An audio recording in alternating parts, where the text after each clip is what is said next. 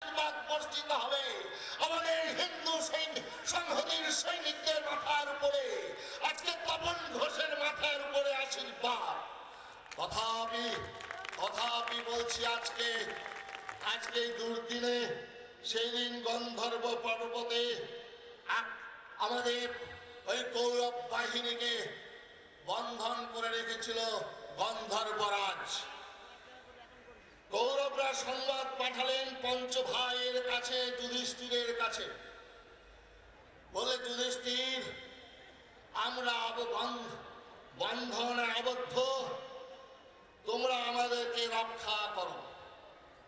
যুধিষ্ঠির ভীম অর্জুনকে ডেকে বললেন, আমাদের ভাই আক্রান্ত, তাদেরকে রক্ষা করতে হবে, চলো আমরা সবাই যাই।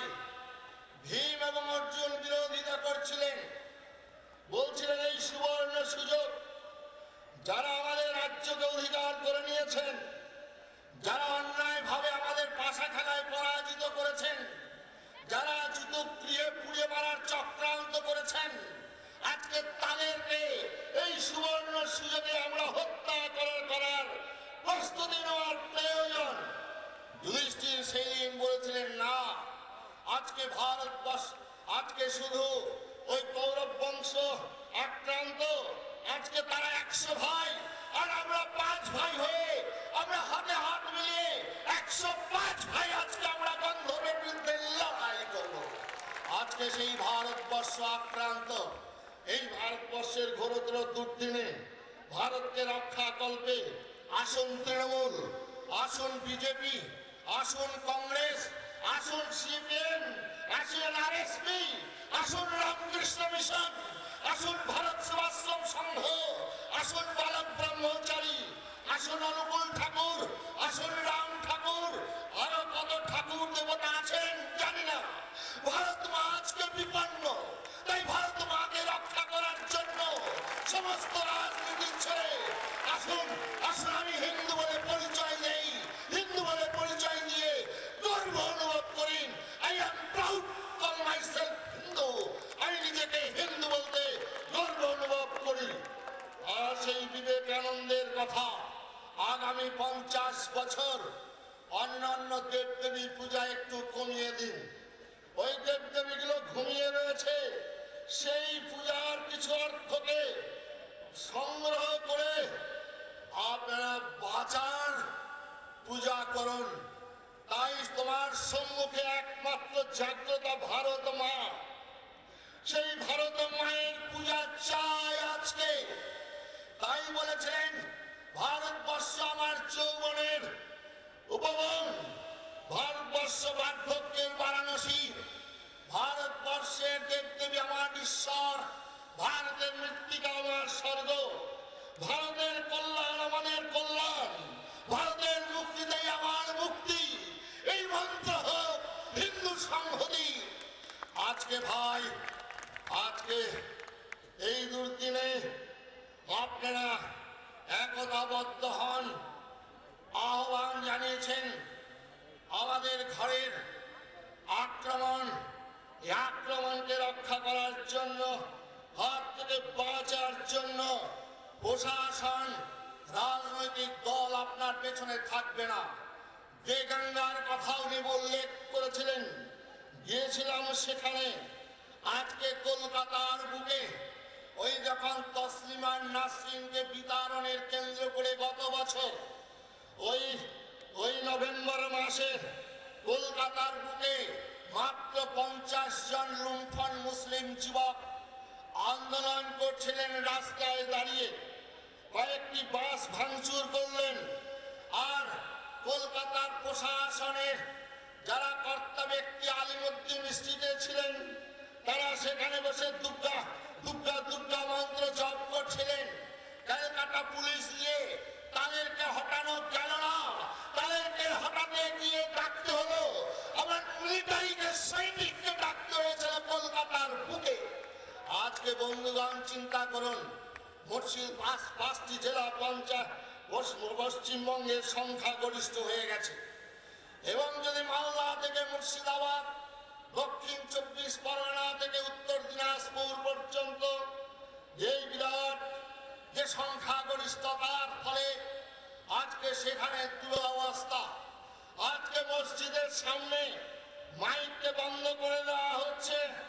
আমার পূজার বিসর্জন একই ঢাকি একই মুচিকে নিয়ে তারা মহরম করছেন, তারা চালিসা করছেন।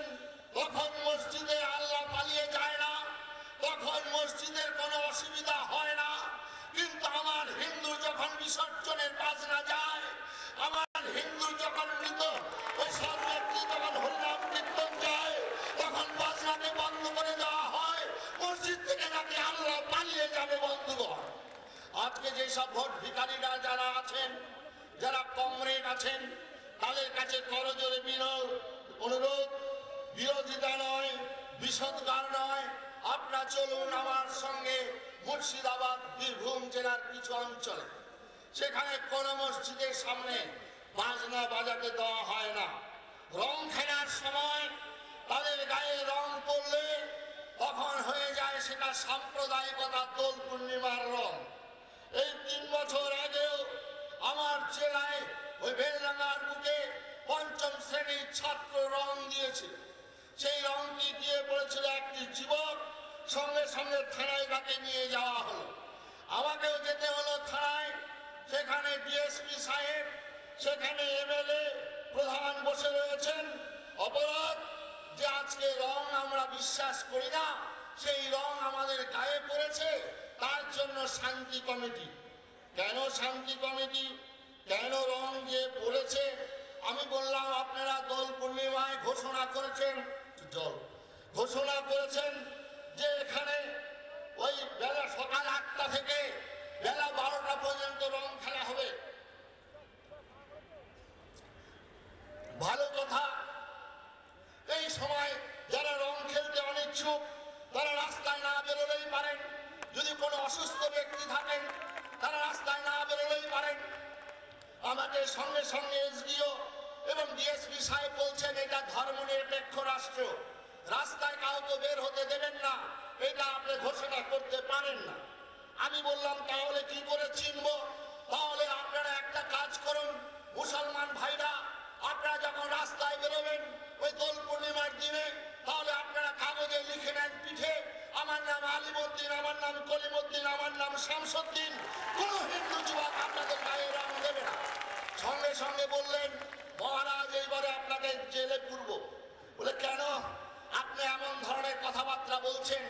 আমি বললাম জানেন ভারতবর্ষের স্বয়ং ভগবান ওই বসুদেব দেবকীর কোল আলো করে ওই পাষাণ চাপা বক্ষে কংস কারাগারে ওই শঙ্খ চক্র গদা পদ্মধারী ভগবান শ্রীকৃষ্ণ জন্মগ্রহণ করেছিলেন জেলখানা। ওই ভারতবর্ষের ওই মন্দালয় জেলে ওই আমার বাল গঙ্গাধর তিলক সেই দিন গীতা রহস্য লিখেছিলেন।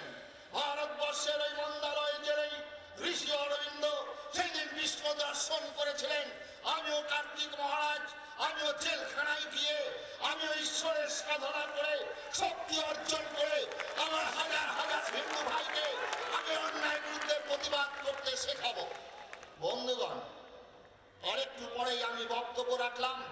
আপনারা যখন সিপি ভোটে যেতেন, আপনারা যখন এসএফআই ভোটে যেতেন, আপনারা যখন এমএলএ ভোটে যেতেন, আপনারা যখন এমপি ভোটে যেতেন, রাস্তায় রাস্তায় রঙে রঙে ছায়া লাভ করে মিছিল করেন। সেই রংটা রং হয় না, দোল পূর্ণিমার দিনের রংটা রং হয়। বন্ধুগণ, আজকে এই সব ঘটনা আরো বিবৃত করে শোনার সময় নেই বলার। তথাপি রাজনৈতিক নেতৃবৃন্দ আজকে ধর্ম সংরক্ষণ আজকে করছেন। সংরক্ষণের নামে আজকে এই তো বেজে উঠলো মাইক, বেজে উঠলো আজান, আরে শুনতে পারে না, তাই মাইক দিয়ে আমাদের চিৎকার করে ঘুমের ব্যাঘাত করেন। আর তখন আমাদের দাদা দিদিরা বলেন আপনারা চুপ করুন, চুপ করুন, আয়ুক বাঁচতে দিন, দাঁড়ান। ভারত মাতা কি জয় শ্রীরাম, জয় শ্রীরাম। বসুন, বসুন। আজকের যে বক্তব্যের মধ্যে ধর্মের ভিত্তিতে সংরক্ষণের বিরোধিতার কথা লেখা আছে, আমি সেই পয়েন্টে যাচ্ছি। ধর্ম ভিত্তিতে সংরক্ষণ কেন বন্ধুগণ? দেশটা তো তারাই ভোগ করেছিল, তারাই সম্রাট নবাব বাহাদুর ছিলেন ভারতবর্ষে। 700 বছর যাবৎ আমরা পরাধীন ছিলাম। আমাদের হীরা মণিমুক্তা লুট করে তারা নিয়ে গিয়েছিলেন। তাহলে তারা কি করে গরিব হয়ে গেলেন? চাচার কমিটির রিপোর্ট হলো ভারতবর্ষে মুসলমানদের গ্রামে কোনো আলো নেই, মুসলমানদের কোনো রাস্তা নেই, মুসলমানদের জন্য কোনো শিক্ষার ব্যবস্থা নেই। চাচার কমিটির রিপোর্ট। আজকে সেই চাচার দলের লোকদের বলছি, চলুন আজকে পুরুলিয়া, চলুন বাঁকুড়া, চলুন ওই 24 পরগনার প্রত্যন্ত গ্রামে। আমার হাজার হাজার মা ভাই বোন এখনো সেখানে আলো, বৈদ্যুতিক আলো পায়নি, এখনো তারা রাস্তা নেই তাদের, এখনো তাদের চিকিৎসার সুব্যবস্থা হয় না। বন্ধুগণ, ভারতবর্ষের আজকে 24 কোটি মানুষ দারিদ্র সীমার নিচে, 22 কোটি মানুষ দারিদ্র সীমার নিচে বাস করে। 4 কোটি হলো মুসলমান, 18 কোটি হলো আমার হিন্দু। সেই 18 কোটি হিন্দুর কোনো চিন্তা হলো না। আজকে ধর্মের ভিত্তিতে সংরক্ষণ, আজকে 53টি বিভাগকে তারা ওবিসির আওতায় এনেছেন মাননীয় পশ্চিমবঙ্গ সরকার।